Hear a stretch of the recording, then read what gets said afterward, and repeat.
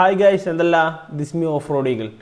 ഞാനപ്പോൾ ഇന്ന് ഇൻസ്റ്റാഗ്രാമിലൊരു വീഡിയോ കണ്ടു. ഇന്നത്തെ കാലത്തും ഇതുപോലത്തെ ആൾക്കാർ ഉണ്ടെന്ന്. നമുക്ക് അപൂർവം കിട്ടുന്നൊരു ആൾക്കാരാണ് ഇങ്ങനെ. അപ്പോൾ എല്ലാം ഉണ്ടായിട്ടും ആരെയും വേണ്ടാത്ത കാലത്ത് പല കുറവുകളും ഉണ്ടായിട്ട് ഒരാൾ ഇത്രത്തോളം ഇന്നസെൻ്റായി സ്നേഹിക്കാൻ പറ്റുന്ന ഒരാളെ കണ്ടപ്പോൾ വീഡിയോ ചെയ്യണമെന്ന് തോന്നി. അപ്പോൾ ഈ വീഡിയോ നിങ്ങൾ ലാസ്റ്റ് വരെ കാണാം. ഓക്കെ, ഫസ്റ്റ് വീഡിയോ കാണാം.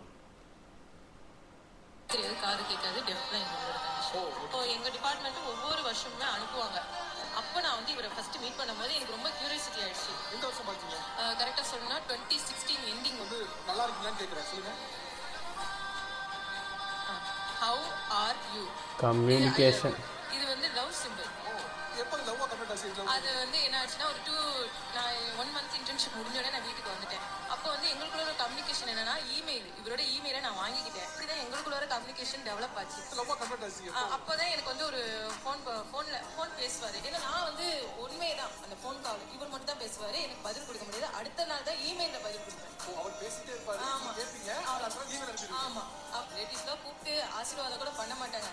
ஏதாவது பேசி மனசை கஷ்டப்படுத்தவங்கன்னு ஒரு நானும் இவரும் போய் ரெஜிஸ்டர் மேரேஜ் பண்ணிக்கிட்டோம். நீங்க வந்து அவங்க கை பிடிச்சு ஐ லவ் யூ சொல்லுவாங்க.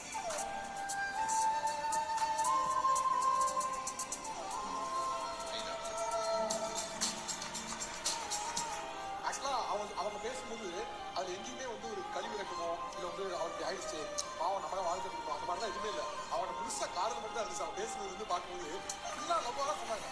10 நிமிஷம் கிட்டே வரல, ஸ்டேட்டஸ் பார்த்து பதில் எடுத்து நான் சண்டை போடுவேன், மெசேஜ் பார்த்தா ஏன் ரிப்ளை எடுத்து சண்டை போடுற காலத்தில். സത്യം, ഇന്നത്തെ കാലത്ത് നമ്മൾ എന്തെല്ലാം പറഞ്ഞ് തല്ലുകൂടുന്നു.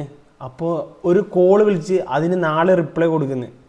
ആ സമയം ഞാൻ ഫസ്റ്റ് തുറക്കുമ്പോൾ ഞാൻ പറഞ്ഞു, ഇന്നത്തെ കാലത്ത് എല്ലാം ഉള്ളവരെ വേണ്ടാത്ത സമയത്ത് കുറവുകളുള്ള ഒരാളെ സ്നേഹിക്കാനുള്ള ഒരു കഴിവ് അത് നിങ്ങൾക്ക് എല്ലാവർക്കും വേണം. അതാണ് ഏറ്റവും വലിയൊരു കഴിവാണത്. ഓക്കെ.